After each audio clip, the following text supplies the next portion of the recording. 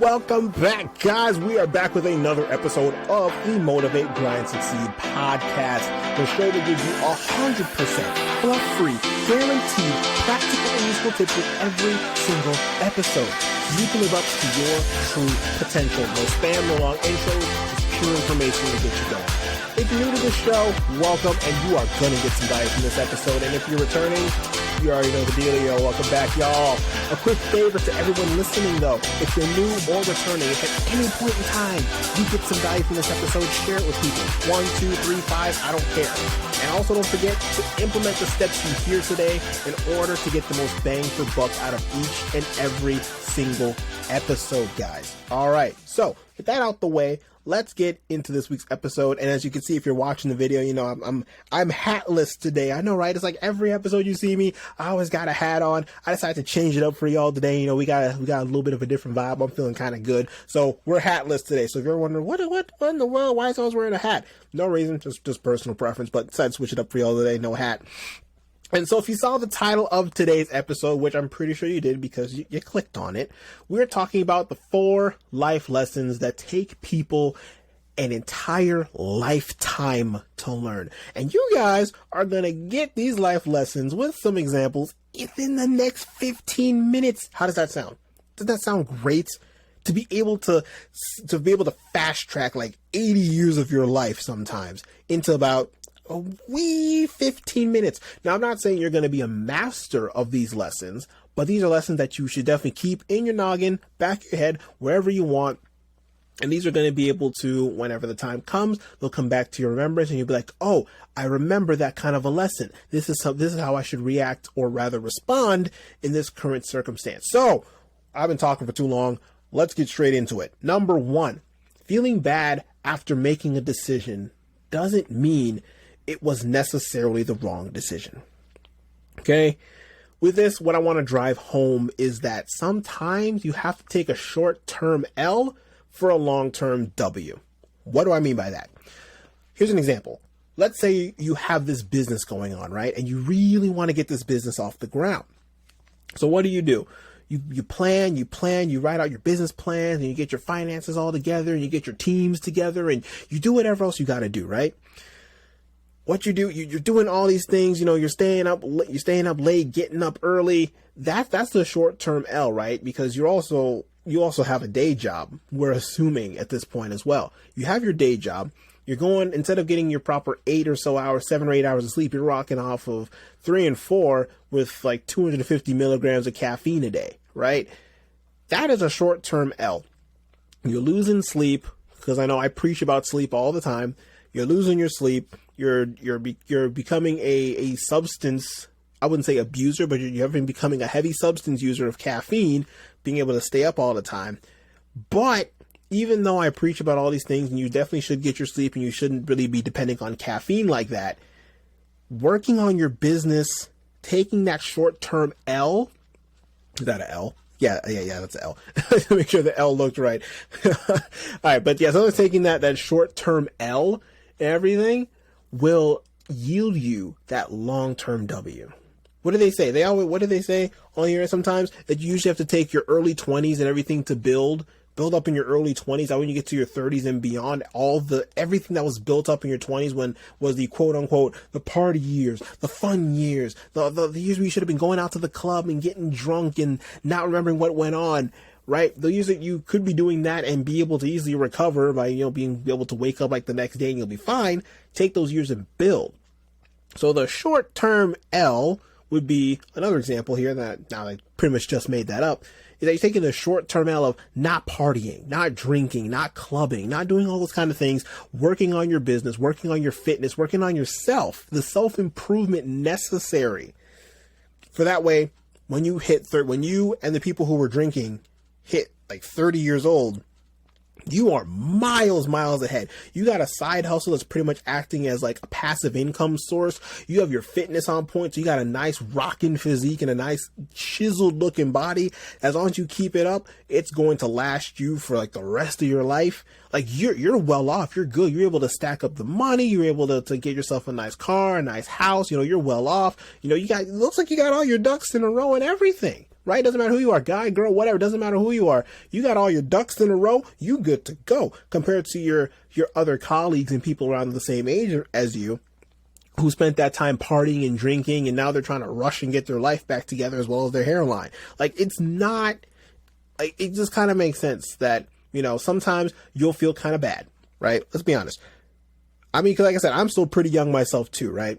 So, I mean, someone like me, sometimes do I want to go to a party or two? Yeah. Sometimes I get those urges like, man, I really want to go hang out with the bros this weekend, or hang out with the boys, or play some video games with the boys now, you know, and things like that. But sometimes I have to give up on those or shorten the amount of time that I'm doing that. Instead of spending like 3 or 4 hours on that, I have to spend maybe half an hour, 1 hour, 1.5 hours, and cut it short to, yeah, guys, I got stuff to do. I got to go. I got to take care of some other business, and then I have to go come and work on other things. And I'm doing that because I keep grinding with that, because I know eventually, not now, not tomorrow, not in a couple months, not even in a couple years, but maybe in about a decade or so, I'm going to be miles ahead of my perceived competition of whoever it is, because I was able to put in the work day after day after day when everybody else was just sitting around and partying, right? So that's number one. Feeling bad about a decision doesn't necessarily mean that it was the wrong decision. Even though it might feel like it in that moment, you always gotta be thinking that long-term W. Long-term W. Number two, you can't have a foot in the past and a foot in the future and expect great things. It simply can't work that way. All right, here's an analogy, right? You're driving a car down the road, doesn't matter what road, highway, local road, I don't really care. You're driving a car down the road, right? And where is your focus? 95% plus of the time. Directly ahead of you, right? I would hope so. Looking straight ahead, seeing what's coming on oncoming traffic on whatever side of you that it is, judging your distance based on the car that's ahead of you. Whatever you got to do, that's what you're doing, right? Of course, driver's ed teaches you that you should be glancing in all your side mirrors and your rear view mirror, but that's the important one right there, that rear view mirror. Why is that one important with this analogy? Because having one foot in the future is like having 50% of your concentration of your time being focused ahead of you, and the other 50% is focused on that rear view mirror up there. So if you're driving for an hour, what you're saying is literally 30 minutes. Think about this. That's like saying you're driving the first 30 minutes with your eyes forward, and you're driving the last 30 minutes with your eyes glued to that rear view, not seeing what's oncoming. Now make that make sense to me. How in the world you're going to expect great things out of your life if half the time you're looking up at a rear view mirror? The only time in life you should be looking back in like a retrospective point of view, in my opinion, is for two things. Number one, it's to recognize how far you came and to give yourself a morale boost of, look, I made it through this. I can make it through this next thing that's upcoming. Or number two, to be able to look back down memory lane and look at the lessons you learned from the failures that you had before. That's it. That's the only two reasons why. And even with the analogy of driving, the only two reasons why you should be looking behind you is number one, to see what's going on behind you. And number two, just in case, like let's say you want to go into the right lane or something, is there somebody behind you that's speeding up real quick and is going to go into the lane that you're going to go into? So a little bit of forward preparation and thinking. That's the only reason why. Otherwise, your eyes should not be glued on that. Your eyes should be glued straight ahead. So that's number two. You can't have one foot in the past, one foot in the future, and expect great things from your life. Number three, this one's kind of a quick one because it's kind of self-explanatory, but it's that health should not be taken for granted. Do not take your health for granted. Okay? Think about it. Whatever you're doing right now, right? You hearing my voice, you have the ability of hearing. Don't take that for granted. You don't know how many people don't have hearing or who have trouble hearing, right? You're breathing. You're alive if you're listening to this podcast. At least I hope you are. Otherwise, we might have bigger problems, right? You're breathing. That means you're living. Okay? If you're able to walk, you can walk. If you're able to talk to people and use language to communicate what you're thinking, which is what I'm doing right now, That can't be taken for granted. If you're moving, if you're doing, if you're driving, if you're running, if you're skating, no matter what, you get the idea, right? If you're alive, you should be thankful. Because if you're alive right now, that means that you still have things to do. If you heard the episode that I did with Nikki Conrad Eberlin, right? If you haven't listened to that episode, go back, definitely listen to that. Fantastic guest we had on the show. Absolutely wonderful. But I forgot who brought it up. If it was me or her who brought it up in that episode. But I want to say it was me. But whatever it was, go back and listen again. But one of us brought up the topic that if you are still alive on this earth, that means you still have purpose. Okay? Why are you wasting your purpose? Don't do that. It's not healthy for you. It's not healthy for the people around you.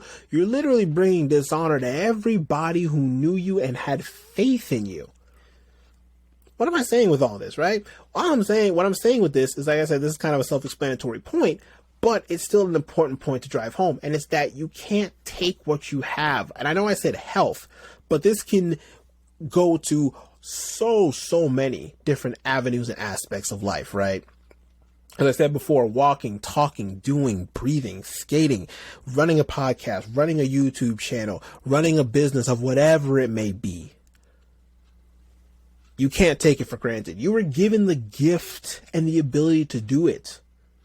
Don't take it for granted. Okay? And last lesson that people take a lifetime to learn is that your life journey starts and ends in your mind. Guys, the mind is so powerful, we don't even, man. And I'm not saying that because of the degree that I have either, but just any amount of research that you would do and you learn about the brain, you'll realize the brain is incredibly powerful. Literally every single thing that you know right now or have yet to learn, or every single thing that you use was created by a human being. Let's just, as an example, if you're watching a video right now of me talking and everything, just a couple things that I have here on the side of me. This little fidget cube, right? If you see this fidget cube, this was created by somebody. Okay? My phone that's next to me, this was created by somebody. Of course, it was a group of somebody. It's a Samsung, but so you know, it's a group of somebody's. But stick with me here. My water bottle here, is it simple? Yes, but it was still created by somebody. Okay? You get the idea. This little cool like flip knife here, right? That's sitting next to me that I used to open up my Amazon packages and everything. This was created by somebody. Like, you see what I'm saying? Like, and what am I trying to say with that? You're probably saying, like, what does that have to do with my life journey, right? Well, here's what I'm trying to say with that. Is that whatever your mind can conceive, you can achieve. Let me say that one more time. If you're taking notes, you should definitely write this one down. Whatever you can conceive, you can achieve. Let's let that marinate for a minute. Okay, not actually a minute, because I don't want to waste your time here. But you get what I'm saying here, right? Whatever you can think about, you can do. Someone had an idea. Okay, I want to be able for people to be able to see me over the internet so they can kind of have an idea of what I look like. And so voila, the webcam I'm using was born. And there you go. Now you see what I look like. Now you can see me in real time. You see me talking to you. Boom, that was born. I want to be able to be heard better. Boom, the microphone that I have right here was conceived and was created and was implemented, and then it was improved upon throughout time. So again, as then the same thing with your life journey here. Whatever you want to do in life, whatever you can think about, whatever you think you can do, you can do. Don't shortchange yourself. Don't cut yourself off from any kind of possible opportunity just because of some fear of failure. Don't do that. Don't doubt yourself. Don't criticize yourself. Yes, I'm saying these things because if you listen to last week's episode, we talked about habits you should eradicate from your life. Don't do that to yourself. Don't limit yourself. Don't do that. Please don't do that. You're literally just shortchanging yourself and hurting at minimum just yourself. But we don't work with minimums here, right? We don't work with minimums here. You're not just hurting yourself. You're hurting everybody you could have possibly impacted because you didn't decide, or rather you did decide, to not take that step, not take that leap of faith and start on what could have been your life purpose. Because of what reason? Fear? Maybe you didn't have enough money to start. There's so many ways to start things for a low budget today. Your fear of being on camera? Don't be on camera. Use just your voice. That's how I started this podcast. I was just a voice. Now I got a camera. So now I'm a face and a voice. A beautiful face and a voice. Okay? Like, don't limit yourself is the point I'm trying to make here, right? Whatever you can think about, you can do. Don't limit yourself. Don't shortchange yourself. Don't cut yourself off to opportunity. Whatever you can think about, you can do. So to quickly recap, the 4 lessons that take people an entire lifetime to learn. Number 1 is that feeling bad after making a decision doesn't mean it was the wrong decision, because sometimes you have to take a short-term L for a long-term W. Number 2 is that you cannot have one foot in the past and one foot in the future and expect great things to happen. Number 3, your health cannot be taken for granted. And lastly, your life journey starts and ends in your mind. Whatever you can conceive, you can achieve. And with that, guys, we're going to bring this week's episode to a close. Thank you so much for tuning in today. But hey, before you go, don't click off yet. Please, I got 3 more requests for you. Number 1, if you found this show useful, subscribe and be on the lookout for new episodes every single Monday. These are the solo days. And if you have a guest, they're uploaded on Wednesdays. Leave a rating or a review of what you think about this episode. Hey, look, I don't take this thing super close to heart. If you got a 1-star or a 5-star, give it what you think it's worth and let me know. And lastly, follow me on social media. All links will be in the description.